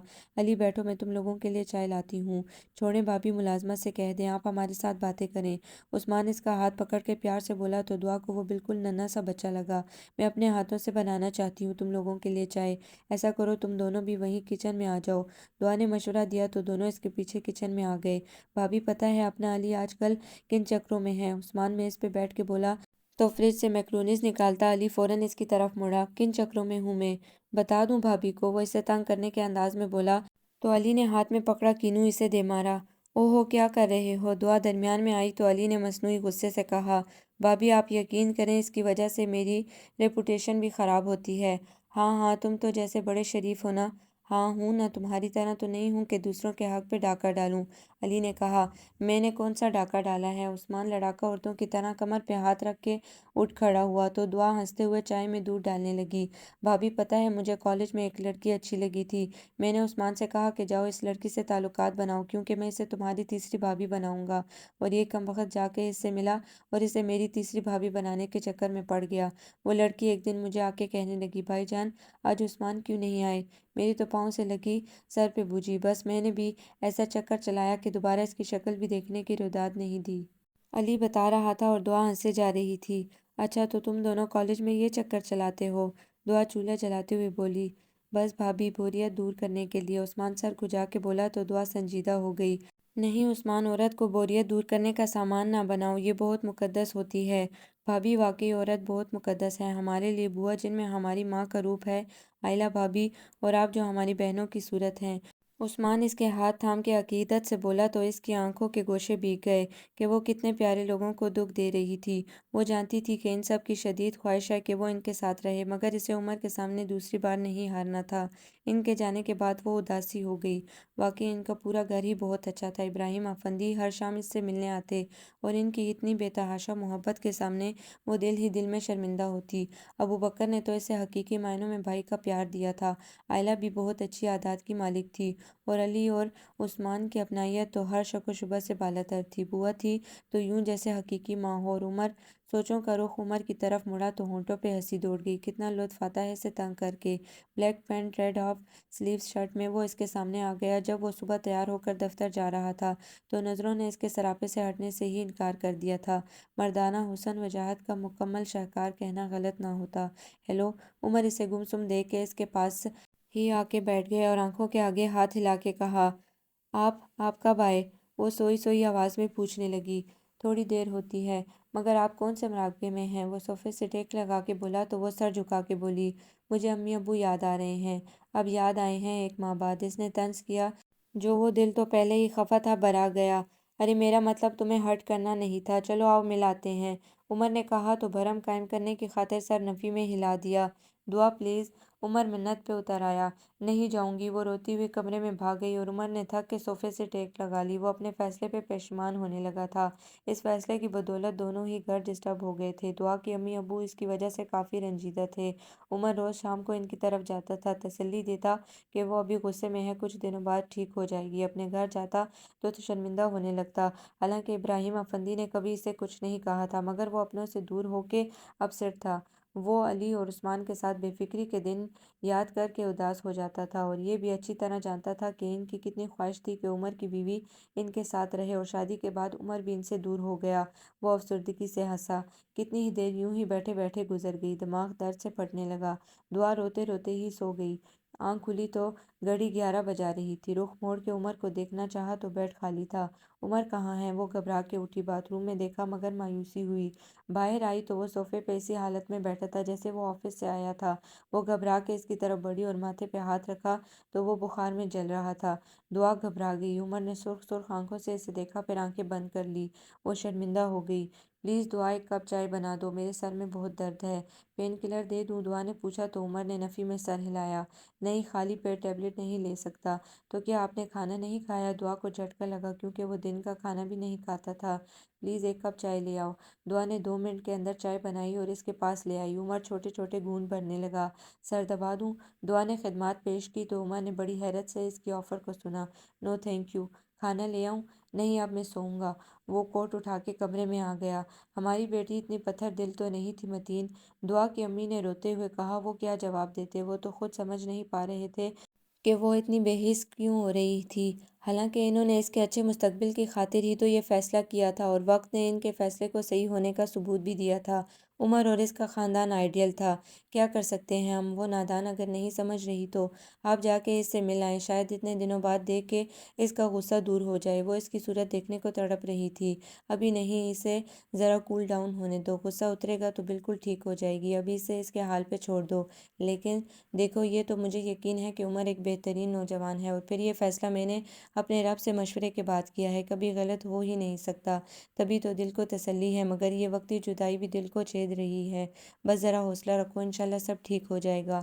اگلے دن وہ ابراہیم افندی سے ملنے گئی تو انہوں نے بھی تسلی دی، آپ فکر نہ کریں، سب ٹھیک ہو جائے گا۔ دعا ہماری بیٹی ہے مگر اس وقت جذباتی ہو رہی ہے، آہستہ آہستہ سنبھل جائے گی۔ آنٹی ہم کل آئیں گے آپ کے ہاتھ کے کریلے گوشت کھانے، عمر بڑی تعریفیں کرتا ہے، علی نے کہا تو وہ اس کے سر پہ ہاتھ پھیر کے بولی، کیوں نہیں بیٹے، تم اور عثمان ضرور آنا، بلکہ بوا کو بھی ساتھ لانا۔ ٹھیک ہے آنٹی۔ بھابھی آپ نے مجھے کیوں لسٹ سے نکال دیا، ابراہیم صاحب نے کہا تو وہ بولی، بھائی جان آپ کا اپنا گھر ہے، وہ تو ہے ہی۔ شام کو عمر بھی آ گیا، کتنی دیر ہنسی مذاق میں گزر گئی۔ گھڑی نے 9 بجائے تو عمر کو احساس ہوا کہ اسے کافی دیر ہو گئی ہے۔ اچھا اب میں چلوں گا، کافی دیر ہو گئی ہے پاپا۔ ہاں بیٹا، دعا اکیلی ہوگی، کافی دیر ہو گئی ہے۔ ابراہیم افندی گھڑی دیکھ کے بولے تو وہ خدا حافظ کہہ کے واپس آ گیا۔ ناراضگی دعا کے ہر انداز سے ظاہر تھی۔ دعا ایک کپ چائے لا دو، عمر نے جان بوجھ کے چھیڑنے کی خاطر کہا، ورنہ چائے کا موڈ تو بالکل نہیں ہو رہا تھا۔ نوکر نہیں ہوں آپ کی، اس نے صاف انکار کر دیا اور کمرے میں چلی گئی تو عمر نے ہنستے ہوئے 2 کپ چائے تیار کی اور بیڈ روم میں آ گیا۔ وہ بازو آنکھوں پہ رکھے لیٹی تھی۔ دعا کپ سائڈ ٹیبل پہ رکھ کے اس نے دعا کے بازو کو آنکھوں سے ہٹانا چاہا۔ دعا لو چائے پی لو، میں نے تمہارے لیے بنائی ہے۔ مجھے نہیں پینی۔ ناراض ہو مجھ سے؟ کیوں، میں کیوں ناراض ہوں گی، مجھے کوئی پرواہ نہیں، اگر آپ پوری رات بھی نہ آئیں تو۔ وہ جل کے بولی تو عمر نے زوردار کہکا لگایا، مجھے جلنے کی بو آ رہی ہے۔ عمر مجھے سونے دے، وہ غصے سے بولی، تو میں نے کب روکا ہے، ہاں اگر کہتی ہو تو لوری سنا دیتا ہوں۔ وہ مذاق کے موڈ میں تھا۔ ٹھیک ہے میں دوسرے کمرے میں سو جاتی ہوں۔ وہ تکیہ اٹھا کے غصے میں جانے لگی تو عمر اس کے سامنے آ گیا، تم کیوں نہیں تسلیم کر لیتی کہ تمہیں مجھ سے محبت ہے، آپ کو خوش فہمی ہے؟ وہ آنکھوں میں آنکھیں ڈال کے بولی، مگر دوسرے ہی پل آنکھیں جھک گئی کہ اس کی آنکھوں سے چھلکتے جذبے اس کی دھڑکنوں کو منتشر کر گئے تھے۔ ارے ارے اوپر دیکھو ذرا۔ عمر کو مزہ آ رہا تھا اسے تنگ کرنے میں۔ نہیں دیکھتی، سچ کھل جانے سے ڈرتی جو ہو۔ سچ یہ ہے کہ مجھے آپ سے کوئی لگاؤ نہیں، وہ سر جھکاتے ہوئے بولی اور واپس بیڈ پہ لیٹ گئی۔ عمر نے چائے کا کپ اس کی طرف بڑھایا تو اس نے منہ پھیر لیا۔ اگلے دن عمر نے پھر گھر جانے کے سلسلے میں بات کی تو وہ ڈٹائی سے بولی، یہ تو طے ہے مسٹر عمر کہ مجھے وہاں کبھی نہیں جانا، چاہے کچھ بھی ہو جائے۔ دیکھو دعا، تنگ نہ کرو، وہاں پر سب تمہارا بے چینی سے انتظار کر رہے ہیں، اور پھر رمضان بھی تو شروع ہو گیا ہے۔ عمر نے ہر ممکن طریقے سے اسے منانا چاہا، تو کیا رمضان یہاں نہیں ہوگا؟ وہاں پر پاپا، علی، عثمان، ابو بکر، بھابھی، حاجن، بوا سب ہوں گے۔ مجھے ان کی کبھی خواہش نہیں رہی، میں نے اپنے والدین کو چھوڑ دیا ہے تو تمہارے خاندان کی بھی پرواہ نہیں ہے مجھے۔ اس کی بات تیر کی طرح عمر کے دل میں لگی، بھلا کب اس سے برداشت ہو سکتا تھا کہ کوئی اس کے اتنے پیاروں کے بارے میں اس طرح بات کرے، اور بات بھی وہ کرے جسے آپ کے سنگ تمام عمر بتانی ہو۔ تمہیں اپنے والدین کی پرواہ ہو یا نہ ہو، مجھے اپنا خاندان اپنی جان سے زیادہ پیارا ہے، اور میں ان کے بغیر نہیں رہ سکتا۔ عمر لفظ چبا چبا کے بولا، تو چلے جاؤ ان کے پاس، مجھے کوئی پرواہ نہیں۔ عمر کو اس کی بات پہ بے انتہا غصہ آیا، کتنی ہی دیر خاموشی سے اسے دیکھتا رہا، پھر تیزی سے وارڈروب کی طرف بڑھا اور اپنے کپڑے بیگ میں ڈالنے لگا۔ دعا کا دل دھڑکنے لگا، خدایا یہ تو سچ مچ جا رہا ہے۔ وہ گھبرا گئی، بیگ بند کر کے وہ دروازے کی طرف بڑھا، مگر پھر اس کے پاس آ کے بولا، میں جا رہا ہوں مگر ایک بات میری کان کھول کے سن لو، اب میں اس فلیٹ میں قدم نہیں رکھوں گا، آنا ہو تمہیں میرے گھر تو فون کر دینا، ڈرائیور لے جائے گا تمہیں۔ اس کے بعد وہ رکا نہیں۔ دعا اس کے جملوں پہ پھر تب گئی، فون کر دینا، اتنی گئی گزری بھی نہیں ہوں، وہ خود سے بولی، مگر رات ہوئی تو بے قراری بڑھنے لگی، کسی پل چین نہیں آ رہا تھا۔ وہ بے وفا آنکھوں میں بیٹھ گیا تھا، نیند بھی اپنے ساتھ لے گیا تھا، کروٹوں پہ کروٹیں بدلتی رہی، ساری رات ایک پل کو نیند آنکھوں میں نہ آئی، تک کہ شادی کی مووی لگا لی۔ دولہا بن کے اپنے گھر سے نکلتے عمر افندی کا روپ چاند کو شرما رہا تھا۔ کلوز اپ پہ دعا نے تصویر ساکت کر دی اور اسے دیکھے چلی گئی۔ فون کی گھنٹی پہ چونک پڑی، ہیلو! اس آس پہ اس نے ہیلو کہا کہ شاید عمر کو اپنی غلطی کا احساس ہو گیا ہو۔ ہیلو! 34907115، کوئی رانگ کال پہ تنگ کرنے کے چکروں میں تھا۔ دعا نے غصے سے ریسیور کچھ کہے بغیر پٹک دیا۔ اسکرین پہ نظریں اٹھیں تو سوچنے لگی، یہ مجھے کیا ہو رہا ہے، دل بے قابو کیوں ہو رہا ہے؟ شاید نہیں، یقیناً یہی محبت ہے۔ تو کیا میں عمر افندی سے محبت کرتی ہوں؟ مجھے ایک دفعہ پھر ہارنا ہوگا اس کے سامنے۔ نہیں نہیں، وہ رو پڑی، نہیں پاپا میں وہاں نہیں جاؤں گا۔ ابراہیم افندی کے سمجھانے پہ عمر نے صاف انکار کر دیا، مگر وہ اکیلی ہے وہاں پاپا، یہ اس کی اپنی ہٹ درمی کا نتیجہ ہے، اس میں اور کوئی قصوروار نہیں ہے۔ وہ غصے سے بولا تو ابراہیم افندی کو بھی غصہ آ گیا، تمہاری ہٹ درمی کا نتیجہ ہے، الٹی چال کا نتیجہ الٹا ہی ہوتا ہے۔ پاپا میں آپ لوگوں سے دور نہیں رہ سکتا، وہ زج ہو کے بولا، ایک وقت وہ تھا جب تمہارا بیان تھا کہ تم اس کے بغیر نہیں رہ سکتے۔ انہوں نے اسے یاد دلایا تو عمر نے سر جھکا لیا۔ پاپا پاپا وہ تو اب بھی اس کے بغیر نہیں رہ سکتا، مگر یہ طے ہے کہ اسے یہاں آنا ہوگا۔ عمر خواہ مخزت نہ کرو اور واپس جاؤ، رمضان شروع ہو رہے ہیں، تمہیں اس کے ساتھ رہنا چاہیے، وہ تمہاری بیوی ہے۔ ابراہیم افندی نے آرام سے اسے سمجھایا۔ نہیں پاپا، اسے یہاں آنا ہوگا۔ عمر اپنی غلطیوں میں اضافہ نہ کرو پاپا، مجھے اپنی غلطیوں کا احساس ہے اور اس کی میں سزا بھی بھگت رہا ہوں، وہ دھیرے سے بولا تو اس کے لہجے میں بھرا دکھ ابراہیم افندی کو بھی دکھی کر گیا۔ ہر ایک نے عمر کو سمجھانے کے بعد دعا کو بھی سمجھایا، مگر دونوں اپنی ضد پر اڑے ہوئے تھے، ایک بھی جھکنے کو تیار نہ تھا۔ عمر اس کے امی ابو کے گھر آیا تو وہ بھی پریشان تھے۔ انکل آپ فکر نہ کریں، سب ٹھیک ہو جائے گا۔ مگر عمر بیٹا، وہ اکیلی ہے وہاں، اس کی امی نے کہا۔ آنٹی میں نے 2 ملازماؤں کو وہاں بھیج دیا ہے، اس کے علاوہ چوکیدار بھی ہے، اس کی آپ فکر نہ کریں، یہ آخری چال ہے، بلکہ اب کہ میں نے آخری حربہ استعمال کیا ہے، بس اب آپ خود دیکھتی جائیں۔ عمر کچھ سوچ کے مسکرایا۔ بس بیٹا، ہم سے ہی غلطی ہوئی، اس سے چھپانا نہیں چاہیے تھا۔ اس کے ابو کو اس بات کا افسوس تھا کہ انہیں بیٹی کو لائن میں نہیں رکھنا چاہیے تھا، زبردستی منا لیتے۔ عمر بہت چپ چپ رہنے لگا ہے علی، عثمان نے کہا تو علی نے بھی اس بات میں سر ہلایا۔ دراصل اب دونوں ضد میں آ گئے ہیں، اگر یہی صورتحال رہی تو عید تو بڑھے میں ہی گزر جائے گی۔ عثمان اداسی سے علی کو دیکھنے لگا۔ آج 5واں روزہ ہے، وقت بھی تو کتنی جلدی سے گزر رہا ہے، دیکھنا پتہ ہی نہیں چلے گا اور عید آ جائے گی، تو پھر دماغ لڑانا پڑے گا کہ کیا کیا جائے۔ تم تو کچھ بھی نہ کرو، تمہارے آئیڈیے تو اور بھی معاملے کو بگاڑ دیتے ہیں، علی نے جھٹ کہا۔ بکو مت، بلکہ دیکھنا بھابھی کیسے بھاگتی ہوئی یہاں آئے گی۔ عثمان کچھ سوچ کے مسکراتے ہوئے بولا، بس رہنے دو تم۔ علی اس کی بات کو دیوانے کی بڑھ ہی سمجھا۔ وقت دھیرے دھیرے گزرنے لگا۔ عثمان سنجیدگی سے سوچنے میں مصروف تھا کہ 2 دن بعد نیا سال آ رہا تھا اور وہ پورے جوش و خروش سے تمام تر خوشیوں اور رونقوں کے ساتھ نئے سال کا استقبال کرنا چاہتے تھے۔ عمر کافی اپسیٹ رہنے لگا تھا، آفس سے بھی لیٹ آتا۔ ابراہیم افندی اس کی حالت دیکھ دیکھ کے پریشان رہنے لگے، اسے لاکھ سمجھاتے مگر وہ کسی قیمت پہ اس کی طرف جانے کو تیار نہ تھا، اور ابراہیم افندی کو یوں دعا کا تنہا رہنا بھی مناسب نہیں لگ رہا تھا۔ دعا کو سمجھایا مگر وہ بھی سوائے وہاں آنے کے ہر بات ماننے کو تیار تھی۔ پاپا آئیں نا، ہم ایک دفعہ پھر بھابھی سے بات کرتے ہیں، 2 دن بعد نیا سال شروع ہوگا، زیادہ اچھی بات ہوگی کہ ہم سب نئے سال کے موقع پہ ایک ساتھ ہاتھ اٹھا کے ایک جیسی دعائیں مانگیں، عثمان نے کہا تو وہ عثمان اور علی کے ساتھ دعا کے پاس چلے آئے۔ ابو آپ لوگ بیٹھیں، دعا انہیں دیکھ کے کھل اٹھی۔ کیسی ہو بیٹی؟ ابراہیم افندی اس کے سر پہ ہاتھ پھیر کے بولے۔ ٹھیک ہوں ابو، چلو جلدی سے پہلے اسے ہاتھوں سے چائے بنا کے پلاؤ، وہ پیار سے بولے تو دعا خوشی خوشی کچن میں آ گئی، جلدی جلدی فریج سے شامی کباب نکالے، ساتھ ساتھ رس ملائی بنائی۔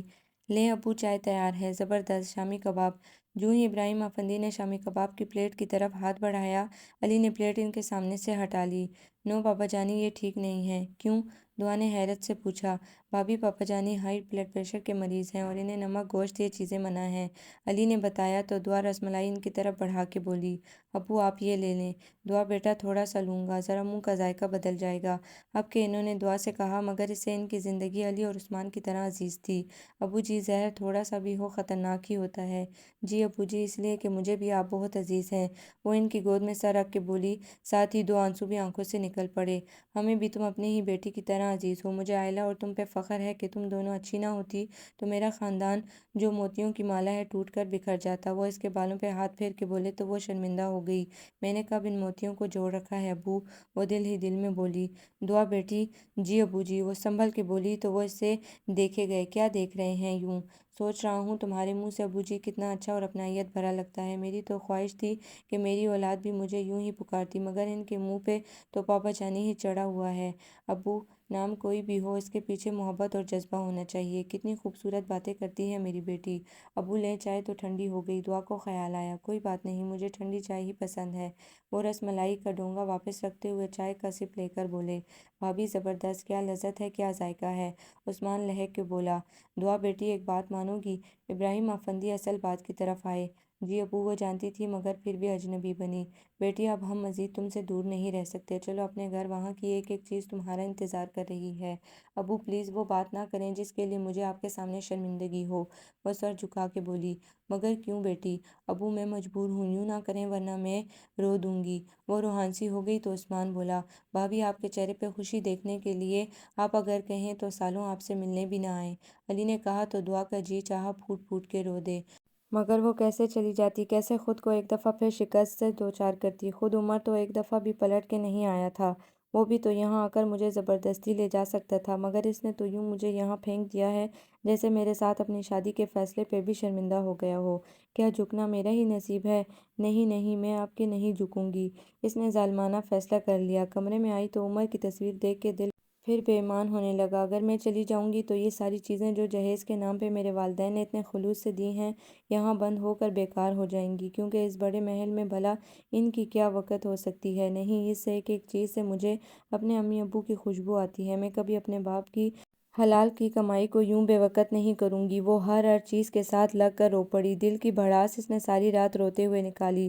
صبح ہوتے ہی وہ سیدھی امی ابو کی طرف آ گئی اور امی کے گلے لگ کے پھوٹ پھوٹ کر رونے لگی۔ وہ گھبرا گئی اس کی حالت دیکھ کے، سرخ سرخ آنکھیں، بال بکھرے ہوئے، چہرے پہ صدیوں کی تھکن۔ کیا ہوا؟ دعا خیریت تو ہے؟ امی مجھے معاف کر دیں، میں نے آپ لوگوں کو پریشان کیے رکھا، حالانکہ آپ نے تو بہت اچھا فیصلہ کیا تھا۔ اس نے تسلیم کیا۔ تمہارا کوئی جھگڑا ہوا ہے عمر سے؟ ابو نے پوچھا تو اس نے نفی میں سر ہلایا۔ نہیں ابو، ایسی کوئی بات نہیں ہے۔ اب انہیں کیسے بتاتی کہ خود جانا اس کی ہار ہے؟ تو پھر تم کیوں وہاں نہیں جا رہی؟ ابو میں آپ پہ بوجھ ہوں کہ 2 دن رہنے کے لیے نہیں آ سکتی؟ وہ پہلے ہی رنجیدہ تھی، ان کی بات پہ رونا شروع کر دیا۔ ارے خواہ مخواہ بوجھ تو تم تو ہماری جان ہو، امی نے کہا اور متین صاحب کو وقتی طور پہ خاموش رہنے کا اشارہ کیا۔ لوگوں کے لیے نیا سال خوشیوں کی سوغات لاتا ہے اور میرے لیے آنسوؤں کی بارش ہے۔ کیا عمر کی محبت محض سونے کا پانی تھی جو پیتل پہ چڑھا ہوتا ہے؟ کیا مجھ سے دور ہو کے وہ اتنا مطمئن ہے کہ میری یاد ہی اسے نہیں آتی؟ مجھے بے قرار کر کے خود سکون سے زندگی گزار رہا ہے۔ اگلے دن ریحانہ اس سے ملنے آ گئی۔ تمام باتیں سننے کے بعد ریحانہ کچھ سوچ کے بولی، دعا واقعی یار، اچھے برے لوگ تو ہر جگہ ہوتے ہیں، امیروں میں بھی اور غریبوں میں بھی، اور سچی بات ہے کہ عمر بھائی واقعی بہت اچھے ہیں۔ میں جمعے کو ادھر آئی تھی تو وہ آئے ہوئے تھے نا؟ عمر ادھر آئے ہوئے تھے؟ دعا کو حیرت ہوئی۔ ہاں آنٹی بتا رہی تھی کہ وہ ہر دوسرے دن یہاں آتے ہیں، بلکہ ایک دفعہ تو ان کے ابو اور دونوں بھائیوں کو بھی میں نے یہاں سے جاتے دیکھا تھا۔ ریحانہ کی باتیں اسے حیران کر رہی تھی۔ وہ تو سمجھی تھی کہ وہ زیادہ سے زیادہ 1-2 دفعہ ان سے ملے ہوں گے۔ بھابھی، جوں ہی دعا نے دروازہ کھولا پریشان سا عثمان کھڑا تھا، آنکھیں سرخ انگارہ ہو رہی تھی۔ عثمان کا کیا ہوا ہے؟ خیریت تو ہے؟ بھابھی جلدی چلیں، وقت بہت کم ہے۔ بات کیا ہے عثمان؟ وہ روحان سی ہو گئی۔ بھابھی عمر، وہ جان بوجھ کے رک گیا، اس میں ہمت نہ تھی کہ اسے آگے بتاتا۔ کہاں ہے عمر؟ عثمان، وہ رک رک کے بولی، دل کسی انہونی پہ دھڑک رہا تھا۔ بھابھی انہیں دل کا دورہ پڑا ہے شاید۔ نہیں عثمان، وہ وہیں بیٹھ گئی، پلیز کہہ دو یہ جھوٹ ہے۔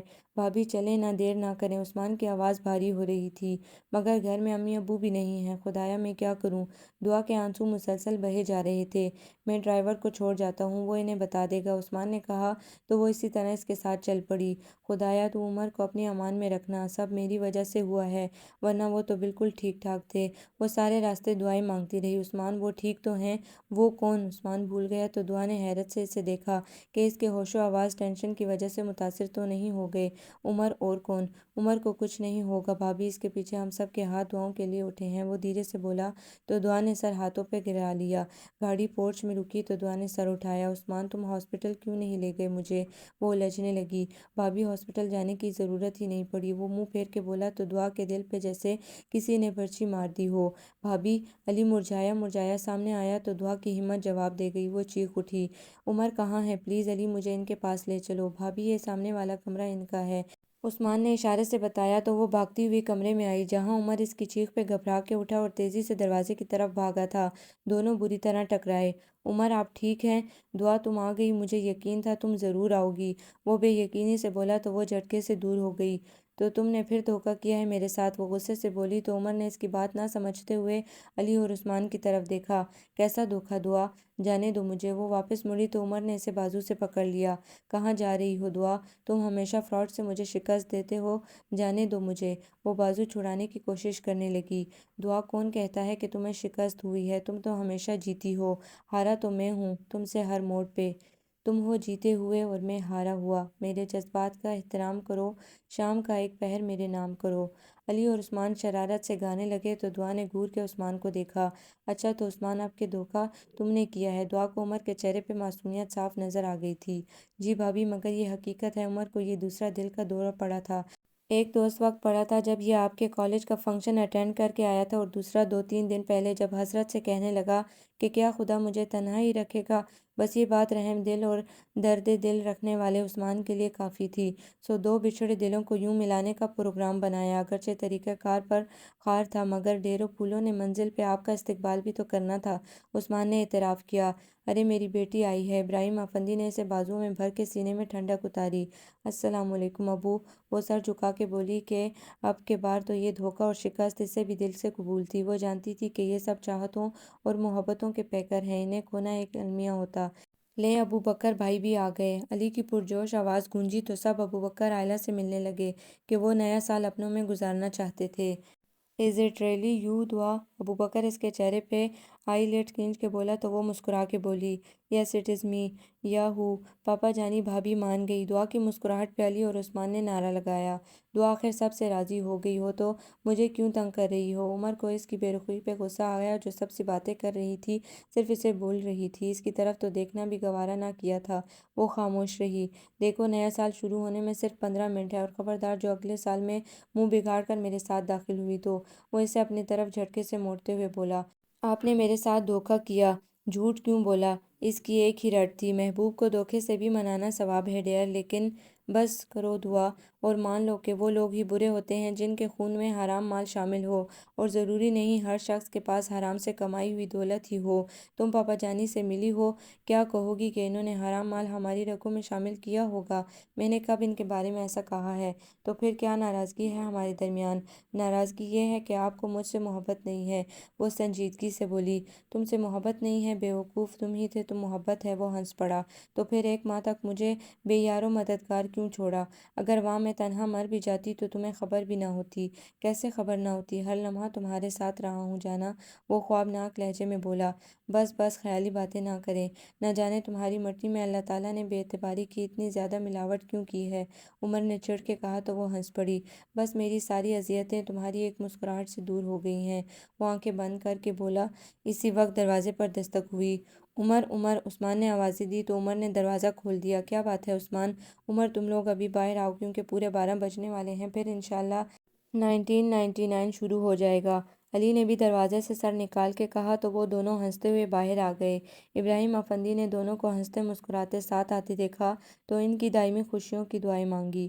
12 بجے تو سب نے ایک دوسرے سے گلے مل کے مبارکباد دی۔ عائلہ اور دعا بوا کے ساتھ کچن میں چلی گئیں اور سب کی فرمائش پہ گاجر کا حلوہ بنایا۔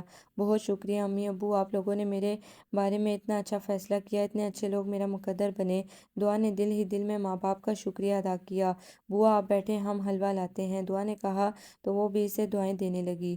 "دعا مجھے تو حلوہ بنانا ہی نہیں آتا"۔ عائلہ نے کہا تو دعا بولی، "تو کیا ہوا، مجھ سے سیکھ لیں بھابھی"۔ "ہاں پھر میں ابو بکر کو امریکہ میں بنا بنا کے کھلاؤں گی"۔ عائلہ نے کہا۔ "بھابھی آپ چلی جائیں گی"۔ "ہاں عید کے چوتھے دن جائیں گے"۔ عائلہ نے بتایا۔ "بھابھی پھر کیا مزہ آئے گا"۔ وہ اداس ہوئی، "لیکن یقین جانو دعا، اب کی بار جاتے ہوئے میں مطمئن ہوں گی، انکل کی طرف سے بہت فکر رہتی تھی مجھے"۔ رات گئے یہ لوگ ہلا گلا کرتے رہے۔ ابراہیم افندی نے ٹوکا تو سب اٹھ کھڑے ہوئے۔ "عمر آپ کا کمرہ اوپر ہے"۔ عثمان نے عمر کو اپنے کمرے کی طرف بڑھتے دیکھ کر کہا تو دونوں چونکے، مگر اوپر کمرے میں قدم رکھتے ہی محسوس ہوا جیسے وہ کہیں پھولوں سے بھرے باغ میں آ گئے ہوں۔ چاروں طرف رنگ برنگے گلاب کے پھول تھے۔ دعا کو سکتہ ہو گیا یہ دیکھ کر کہ سارا کمرہ اس کے جہیز کے سامان سے سجا ہوا تھا، وہ ہر چیز کو چھو رہی تھی۔ "عمر یہ کب آپ یہاں لائے؟" وہ بے یقینی سے چیزوں کو دیکھتے ہوئے اس کی طرف مڑی۔ "جب تم اپنے امی ابو کی طرف گئی تھی"۔ "اچھا، ہاں اس لیے کہ حلال کمانے والے دوسروں کی حلال کمائی کی بھی قدر کرتے ہیں"۔ وہ اسے کندھوں سے تھام کے سنجیدگی سے بولا تو دعا نے مشکور ہوتے ہوئے سر اس کے سینے سے لگا لیا۔ "دعا اس دفعہ میری تمہارے ساتھ پہلی عید ہوگی، میری تمنا ہے کہ یہ عید سابقہ عیدوں سے زیادہ خوشگوار گزرے، کہو میری خواہش کا احترام کرو گی نا"۔ دعا نے عمر کے ہاتھوں پر اپنا نازک سا ہاتھ رکھ کر بڑے مان سے کہا، "انشاءاللہ ایسا ہی ہوگا، نہ صرف یہ عید بلکہ آئندہ آنے والی ہر عید ہمارے لیے خوشیوں کی نوید ہی لائے گی، اور حلال عید ہماری آسودہ زندگی کے افق پر چار چاند لگائے گا"۔